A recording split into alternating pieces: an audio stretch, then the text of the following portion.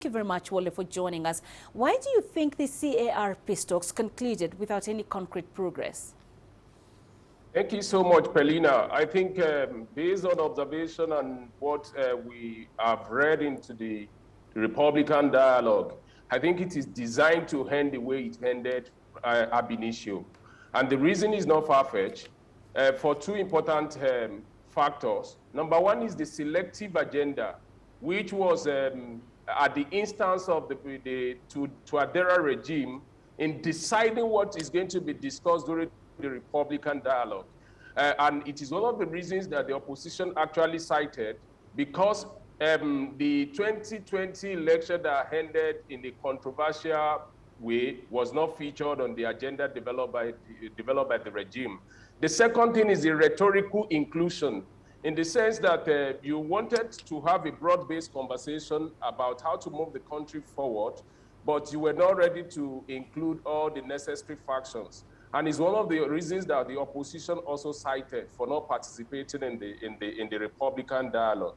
Ideally, a Republican dialogue is expected to be broad-based. Civil society organizations, the opposition parties, as well as the rebel groups who have been very, very instrumental in the sense that they've made the country ungovernable. They ought to be part of that dialogue.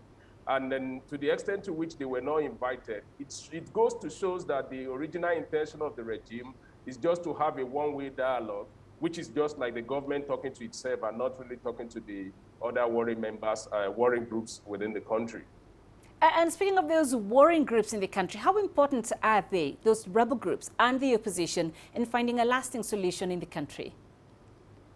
Well, on the account of the opposition, if you want to run a multi-party democracy, it is very, very important that everybody is given equal chance for participation and to compete favorably. And I think the opposition felt checkered by that, particularly when you draw from the 2020 election. The second thing is on the rebel groups, talking about their importance. I think I will allude to two things. One, their proliferation, and the second is their strength. About 14 main armed factions are presently operating within the Central African Republic, and that is with respect to the prominent ex-Seleka and anti-Abalaka militia group, along with hundreds of other localized groups who control 2/3 of the territory in Central African Republic.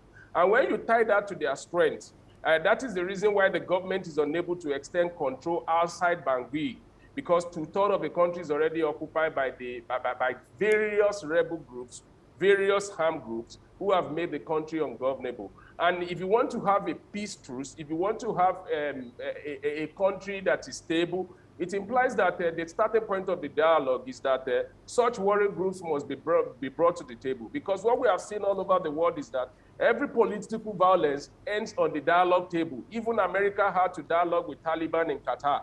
And what is going on in Ukraine, Russia war in Ukraine now, there is also an element of dialogue, and we can all agree that it is also going to end in dialogue. And I think the Central African Republic is not going to be different from this trajectory if they want to, if the regime wants peace to reign in the country and establish a country on the path of stability. All right, Wole Ojewale in Dakar, thank you very much for your time.